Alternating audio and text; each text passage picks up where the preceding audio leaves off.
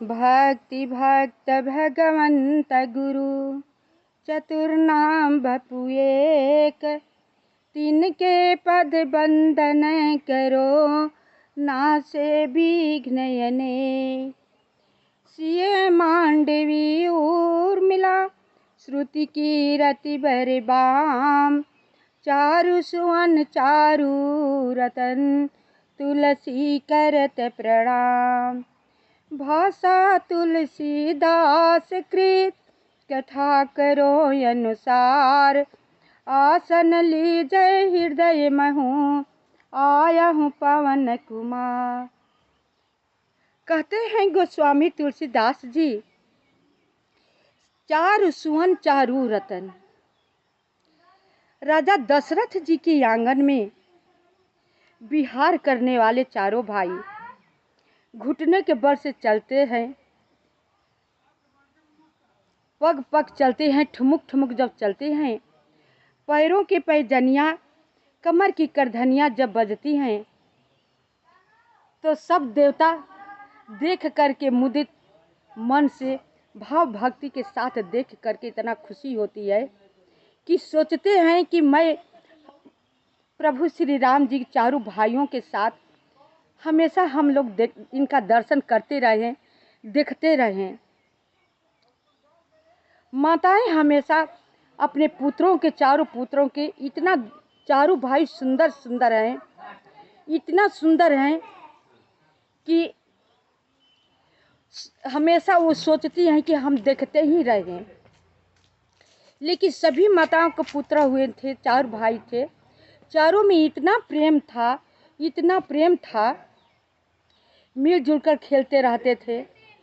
लेकिन सारी माताएं बच्चों को प्यार करती थी, लेकिन उसमें कैकेयी जो है राम को बहुत प्यार किया करती थी, बहुत प्यार किया करती थी।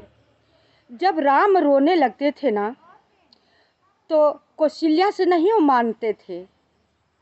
अंत में उस कैकेयी के भवन में जा कर के कौशल्या माता कहती हैं कि हे कैकेयी, अपना पुत्र को लो संभालो, ये मुझसे तेरा पुत्र नहीं मानने वाला है। भरत जो है हमेशा माँ कौशल्या के पास रहा करते हैं, इतना माँ प्यार करती है माँ कैकेयी। जब सीता जी आई बहू बन करके तो सबसे उसमें अधिक कौशल्या के तो भाई पुत्र ही है, बहू है, खुशी थी। राजा दशरथ जी भी खुशी थे, लेकिन उसमें सबसे अधिक इसमें रामचरितमानस में दिया गया है कि माता कैकेयी बहुत खुश थी। हमेशा बार बार कहा करती थी कि हे विधाता, जिसको पुत्र और बहू दे तो राम सीता जैसे। इतना राम सीता को प्यार किया करती थी ना। जो सुवर्ण भवन अयोध्या में बना हुआ है ना, वो मुंह दिखाई कैकेयी माता सीता जी को दी हैं।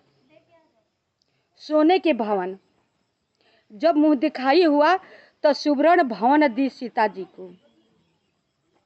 सीता जी बहुत प्यार करती थी और सीता जी को कैकेयी बहुत प्यार किया करती थी। लेकिन यही कहते हैं कि समय की गति किसी को पता नहीं रहता है, कब किसके साथ कैसा समय खेल खेल दे। ऐसा समय आया, ऐसा समय एक बार आया कि इतना खुशी को माहौल में न चाहते हुए सब कुछ कैकेयी को मालूम था, सब कुछ राम को मालूम था, बस ये दो के सिवा किसी को मालूम नहीं था। कैकेयी को राम के लिए वनवास मांगना पड़ा, वो जगह पर जबकि राम का राज्याभिषेक होने वाला था। सारा नगर उत्साह में थे, लेकिन कुटिल देवता लोग परेशान थे। जब देवता लोग के पता चला कि राम राजा होने वाले हैं तो बार बार सरस्वती जी को भेजते थे कि जाओ तुम कैकेयी के जीवा पर वास करो, बैठो। नहीं तो राम वन नहीं आएंगे, और यदि राम वन नहीं आएंगे तो राक्षसों के वध करने वाला उनके सिवा कोई है नहीं। नहीं आ रही है सरस्वती जी, सकुचा कर खड़े खड़े पछता रही है और अपने मन में कह रही है कि कहने को तो देवता है, इन लोगों को उच्च स्थान है, लेकिन इनका बुद्धि बहुत नीच है। यहाँ तक कि किसी को सुख संपदा देख नहीं सकते। कहकर चलती है, बहुत देवता लोग को प्रेरित करने के बाद कहकर सरस्वती जी चलती है कि नाम है चीनी का, स्वाद चोटा का भी नहीं। वहीं पर सरस्वती जी बात बोली हैं कि उच्च स्थान है, देवता कहलाने को है, लेकिन जो तीनों लोग सबको सुख पहुंचाने के लिए धरती पर राम अवतार लिए हैं, खुद ही उनका चिंता है कि मुझे क्या क्या करना है, लेकिन फिर भी देवता लोग का राम पर विश्वास है नहीं। मुझे भेज रहे हैं प्रेरित करके कि जाओ, केकई बहुत प्यार करते हैं, केकई ये बात कहेगी तो बात बनेगी, केकई के जीवा पर बैठ जाओ। नहीं तो मंथरा जितना भी कहती, केकई कहती कि खबरदार चुप रह, अब से अब तुम अधिक बात बोली ना तो तुम्हारा जीवा मैं उखाड़ लूंगी। अहो भाग्य की राम राजा बन रहे हैं। इतनी रघुकुल की रीति चली आ रही है कि बड़े भाई राजा बने और छोटे भाई उनका दास बनकर उनकी सेवा किया करें। वही केकई बोलती है, मंथरा के बात पर एक विश्वास नहीं करती है। यही बात से देवता सब डर गए। जब आके सरस्वती जी जीवा पर बैठ जाती है, जैसे भिलनी अपना घर बनाती है, बार अपने घर के आगे मंडराती रहती है, अब उसी तरह केकई के बुद्धि हो गई। पहले तो मंथरा बहकाया करती थी, अब केकई उसकी बात सुनने के लिए मंथरा के पीछे पीछे घूमने लगती है। कहती हैं, हे मंथरा बताओ, तुम ही एक मेरी सहेली हो, तुम ही एक ऐसी हो कि इस महल में मेरा शुभ चिंतक हो, बताओ मुझे क्या करना चाहिए। मंथरा यह भाव अपना बनाती है, कहती कि नहीं, एक जीभ से कहकर तो मैं हार गई, अब कौन मुँह लेकर दूसरा जीभ लगाकर आपसे कहूँगी। मुझे तो हमेशा का दासी रही, दासी ही रहना है, मुझे रानी थोड़े न बनना है।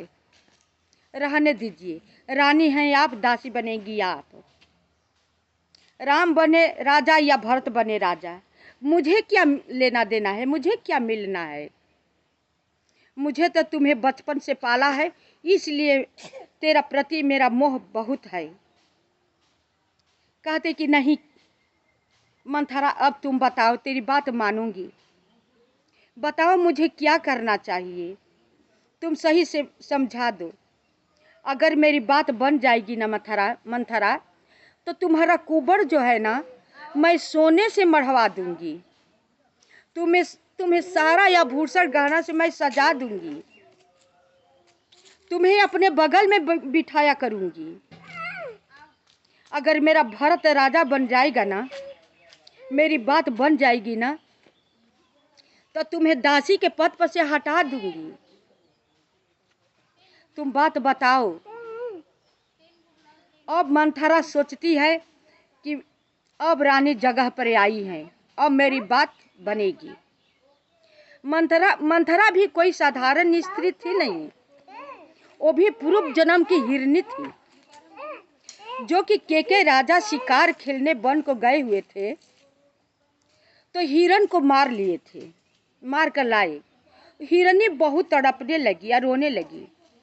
उसी समय केके राजा को साप दी थी, बोली थी कि मेरा सुहाग उजाड़ कर मेरा हिरन को तुम ले जा रहे हो ना, हे राजा, मैं भी तुम्हारी बेटी को मैं सुहाग उजाड़ूंगी, अपना बदला अवश्य, हिरन के बदले अपने पति के बदला अवश्य तुमसे लूंगी, तुम्हारे दामाद को मैं मार डालूंगी। केकई और मंथरा केकई राजा के घर में दासी होती है। वही हिरनी जन्म लेती है और केकई राजा के घर में दासी हो जाती हैं, जो कि केकई अपने घर की इकलौती बेटी थी। बहुत पोषण पालन करती है। केकई राजा बहुत नज़दीकी जान करके मंथरा को केकई के साथ में लगा देते हैं कि तू इनका देखभाल करना। वही दासी बन करके केकई देश से मंथरा आई हुई थी केकई के साथ में, केकई को देखभाल करने के लिए। तो मंथरा जो है वो अपना बदला ले रही है। समझ ले कि पूर्व जन्म का अपने को जानकारी है नहीं तो सब एक दूसरे के दुश्मन होते हैं या हित होते हैं, अपना बदला ही लेते हैं। राजा लोग का शिकार खेलना तो अनिवार्य है। अब बताइए, पूर्व जन्म में राजा थे, शिकार खेले, हिरनी थी, पूर्व जन्म के साप दी थी, और भी स्त्री जन्म ली कुबड़, उसके घर में आई, दासी बनकर रहने लगी। के देश से आती है अयोध्या में। राजा दशरथ का प्राण लेने के जरिया मंथरा का यही था, अपना बदला लेने का।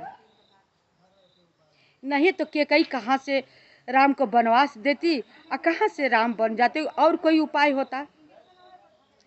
लेकिन वो तो बोल चुकी थी कि मेरा सुहाग उजाड़े हो, तुम्हारा बेटी को मैं सुहाग उजाड़ूंगी। तो बताइए, जो भी हिरनी सांप दे करके अपना बदला या करके कैसे कैसे लेकर के आ रही है, अपना बदला ले रही है, तो उन लोगों के साथ वैसा हुआ तो अपने लोगों के साथ क्यों न होगा, किसी को मालूम है नहीं। बस यही दुख का बात है। नहीं तो ये अपना जो हम करते हैं वही सुख दुख पाते हैं। कोई किसी को दुख देता है न कोई किसी को सुख देता है। समय का भी असर है, समय के अनुसार सब कुछ बदल जाता है। जब समय आपका अच्छा है, गोस्वामी तुलसीदास जी कह रहे हैं इसी बात पर कि समय जब अच्छा होता है ना, तो सर पर रस्सी बन जाता है, यमराज पिता बन जाता है, यमराज का दूत पुत्र जो है वो राम बन जाता है। जब समय अच्छा होता है तब। वही जो समय उल्टा होता है तो सर पर जो है, सर रस्सी जो है सर पर बन करके काटने को दौड़ता है। पिता हो तो पिता ही रहता है, पुत्र पुत्र ही रहता है, जब समय सही रहता है तब। गोस्वामी तुलसीदास जी कहते हैं कि आपत्ति विपत्ति सभी पर आती है, धीरज धार करके उसे कोई बिता लेता है, कोई घबरा जाता है। वैसे घबराना नहीं चाहिए। अगर आपत्ति विपत्ति नहीं आएगी ना, तो मनुष्य को अच्छा सीख नहीं मिलेगा। विपत्ति ऐसी चीज है कि मनुष्य को अच्छे बुरे सीख देने की पहचान हो जाती है, उसे सीखने के मौका मिलता है। हमेशा सुखी ही रहेगा तो किसी को दुख को नहीं समझ पाएगा। दुखी मनुष्य को दुख दरिद्र को कितना ही कहेगा वो नहीं सुनेगा, नहीं मानेगा। और जब उस पर दुख बीता रहेगा ना, तो उस तुरंत समझ जाएगा कि बेचारा दुखी है। कभी हम भी इसी तरह दुखी रहा करते थे, अब मेरा समय अच्छा आया है, इसी तरह इसका भी समय बुरा है। तो कहते हैं गोस्वामी तुलसीदास जी कि अपना किया कराया तो सारे लोग भोगते हैं, लेकिन दूसरे के मनुष्य को हमेशा उपकार करना चाहिए। शत्रु से शत्रु क्यों ना हो, उसे आपको भलाई करना चाहिए। वो जो कर रहा है उसे दंड तो अवश्य मिलेगा। राम तो अवश्य देख रहे हैं, सबको देख रहे हैं, यहाँ तक कि ऊपर से नहीं देख रहे हैं, हम मनुष्य तो ऊपर से देखेंगे। वो तो अंतर्यामी है, अंदर के हृदय की बात जानने वाले हैं कि इसके प्रति क्या विचार है, कैसी नीयत है। उसी के अनुसार उसी के परिणाम जो है उसे दुख देने लगते हैं। और जो अच्छा विचारवान होता है भगवान उसी के अनुसार उसे सुख देते हैं। सबका ये कहने की जरूरत नहीं होती है कि हमें भगवान दुख दे रहे हैं, सुख दे रहे हैं। ये अज्ञानी लोग कहेंगे, जिसके पास जानकारी हो कभी नहीं कहेंगे। हम जो किए हैं वो मिल रहा है, जैसा जो बोएंगे वही न पाएंगे। जो बोएंगे धान तो हम गेहूं कहाँ से पाएंगे? वही कर्म है। अच्छा करेंगे तब न अच्छा पाएंगे। अच्छा तो हमने कभी किया ही नहीं। अच्छा करने से तो हम कोसों दूर रहे। अच्छा का हम कल्पना करें तो बताइए, भगवान की कचहरी में अन्याय नहीं होती है, नीचे की मनुष्य की कचहरी में अन्याय होता है। कि पैसे वाला है, मर्डर कर दिया है, बहुत पैसा दे दिया तो मर्डर करने से बरी हो गया, और जो निर्दोष है उसे फांसी की सजा दी जाती है। ये मनुष्य की कचहरी है।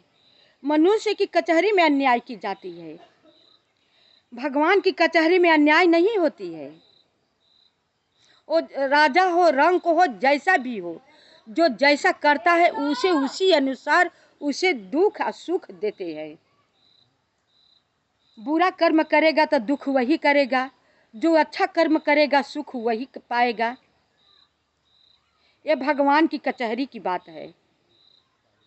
भगवान का हम लोग सारे औलाद है, लेकिन आप ही बताइए, आपके पास 4 औलाद है, चारों 4 प्रकार के होंगे, लेकिन जो उसमें अच्छा औलाद होंगे ना, उसी के ऊपर आपके ज़्यादा स्नेह होगा। उसको भी बुरे के औलाद के पास स्नेह होगा, लेकिन कम होगा। अपने आप को आप धिक्कारेंगे कि ये मेरा औलाद कैसा हो गया। और जो अच्छा है उसे अच्छा बार बार आप कहा करेंगे, उससे आपको सुख मिलेगा। यही कर्म है। अपने कर्म के अनुसार अच्छे बुरे वहीं से बन करके आते हैं। अच्छा बनना कोई आसान चीज नहीं है। इसके लिए बहुत धर्म करना पड़ता है, बहुत अपने आप को कष्ट झेलना पड़ता है, सतमार्ग पर चलना पड़ता है, दूसरों को उपकार करना पड़ता है, दूसरे को दुख दरिद्र को समझना चाहिए, तब जाकर भगवान सुख देते हैं। सुख कोई वस्तु चीज नहीं है कि आप जब चाहे आपके पास पैसा है तो बाजार से खरीद लाएं। और दुख ऐसी वस्तु नहीं है कि आप उठाकर बाहर कूड़े में फेंक दें। नहीं, ये न तो लेने वाला खरीदने वाला चीज़ है और न फेंकने वाला चीज़ है। ये तो भोगने, सुख भोगिए या दुख भोगिए, ये तो भोगने वाला वस्तु है, वस्तु नहीं है, आपका कर्म है। बस आपको समझने की बात है, आप जितना जो भी कुछ समझे, लेकिन प्रभु उसी के अनुसार सबको सुख दुख देते हैं। वो तो कहते हैं कि न तो मैं किसी के पाप खाता हूँ, न किसी को धर्म लेता हूँ, जो जैसा करता है वैसा दे देता हूँ। भाई, जो मेरा लड़का छोटा है, खराब हरकत करेगा तो हम पिटाई करेंगे, डांटेंगे, उसे गलत रास्ते से सही रास्ते लाएंगे। बहुत नहीं आएगा तो उसे बहुत प्रकार से हम कोशिश करेंगे कि अच्छा राह चले, अच्छा रास्ता पर चले, बिगड़े ना। उसी तरह प्रभु श्री राम जी करते हैं, बुरे लोगों को अधिक से अधिक दंड देते हैं कि अभी से सुधर जा, तू अभी से सुधर जा। लेकिन उस सुधरने की जगह पर कहता है कि भगवान मुझे दुख दे रहे हैं, वो दंड दे रहे हैं सुधरने के लिए, वो प्रेरित कर रहे हैं बच्चों की तरह कि अभी से तुम गलत राह से सही राह आ जा, अपना बिगड़ा हुआ बना ले, क्योंकि फिर मनुष्य के जन्म मिलने वाला है नहीं। अब मनुष्य के ये एक ऐसा जन्म है कि बिगड़ा हुआ अपना सुधार सकता है। गाय गरु तो नहीं सुधार पाएंगे, पशु नहीं सुधार पाएंगे, जानवर नहीं सुधार पाएंगे, लूले लंगड़े अंधे वो भी मनुष्य है, वो नहीं सुधार पाएंगे। सुधार तो अपने लोग ही पाएंगे, जो कि भगवान अच्छा 2 हाथ दिए हैं, पैर दिए हैं, आँख मुँह दिए हैं, दिल दिमाग दिए हैं सोचने समझने के लिए। फिर भी हम अच्छे चीज़ से कोसों दूर रहें, फिर भी भगवान हमें थप्पड़ दे रहे हैं, थप्पड़ लगा रहे हैं, हमें मजबूर कर रहे हैं, दुख दे रहे हैं, सुधरने की जगह पर और हम गलत पर गलत करते जा रहे हैं, तो मेरा और पहले से एक तो बिगड़ा हुआ है, फिर भी बिगड़ रहा है। तो हमें दुख नहीं मिलेगा तो सुख मिलेगा? सुख कभी नहीं मिलेगा। अब चाहे सर पटक कर न मर जाए, आपके दुख छोड़ के सुख नहीं मिलेगा।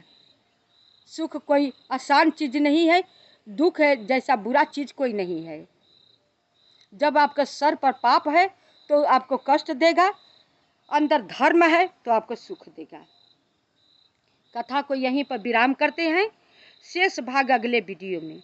मेरी कथा को सुन करके आप सब लाइक सब्सक्राइब अवश्य कीजिएगा, कमेंट कीजिएगा कि मेरी कथा आप सबको कैसी लगी।